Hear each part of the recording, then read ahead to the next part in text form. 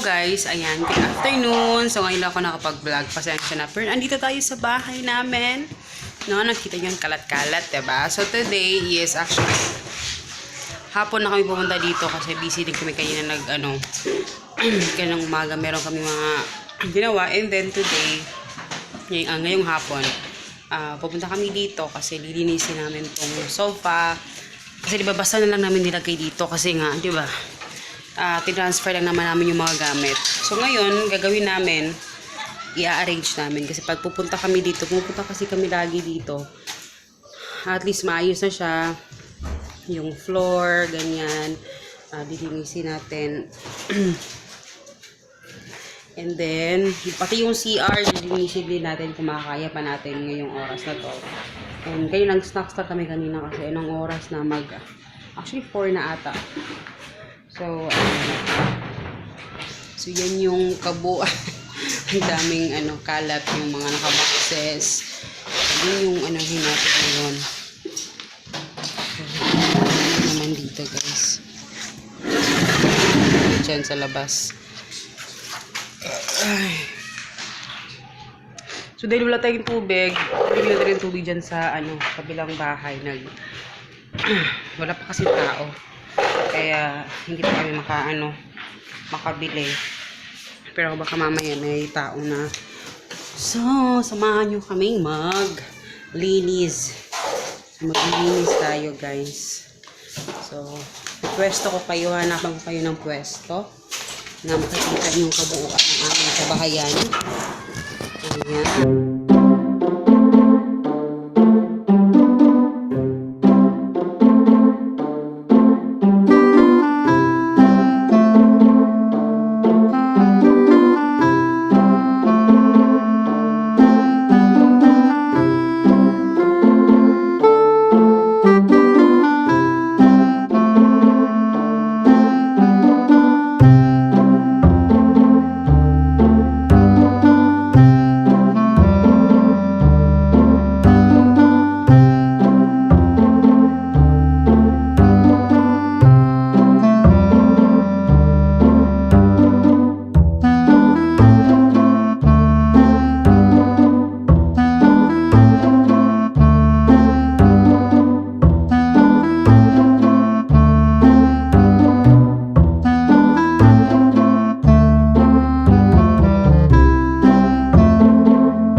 Guys, dyan naman is yung sofa, kagaya sa kabilang bahay, dyan pa rin namin ilalagay yung sofa.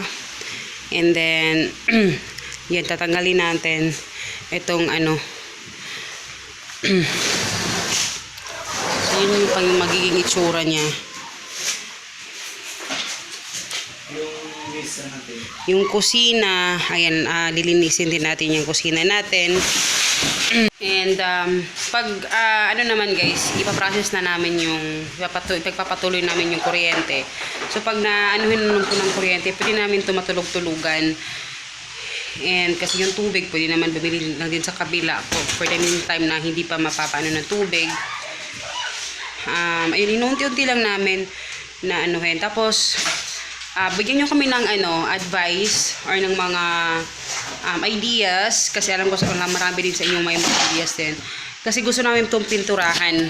Gusto namin kami lang muna yung magpipintura for the meantime. Plano ko kasi talaga dito, lagyan na lang ng dito na side, no? Parang sa kwarto to na side. Wallpaper. Pwede. Dito na side, sa may TV, parang mas maganda siya pinturahan. So, give us ideas guys. Kasi marami sa inyong nakakaalam kung yung mga ideas na So, ito naman ang kusina, as is lang naman yan. So ayan, update guys. So, na namin, actually, nilagay lang namin talaga dyan yung mga gamit na, basta lang malagay siya. Kasi syempre wala pa tayong mga organizers. Wala tayong mga cabinets. So, dito yung tapos yan sa nilagay ko yung mga books namin, yung ibang books. Kasi yung mga books namin na iba, nandun sa kabilang bahay na. So, yan lang yung natira. Actually marami ba, pero yan lang muna yung ating kasi gusto ko matanggal yung mga boxes, pero kasi yung iba wala pa akong malagyan. No? So, yung mga kaldero, actually, mahirap kasi sa labas, hindi namin pwedeng malagyan kasi syempre baka mawala. So, dyan muna siya lahat. Itong mga ayan, tapos, yun. Yun lang yung update. So, medyo, pa dito, no? Medyo nakakapagod tingnan. But, basta may progress. Maya-maya ating yan. So, marami pa tayong lilinisin. And hello guys. Medyo hapon na. Medyo madilim na. So, nakita nyo madilim na siya. Madilim na. Pero in fairness, marami nang natapos si Papa. So, pakita ko sa inyo, ha? Medyo madilim nga, no? Kasi basta yung kuryente. So, na ni Papa dito. Ito mga basura to.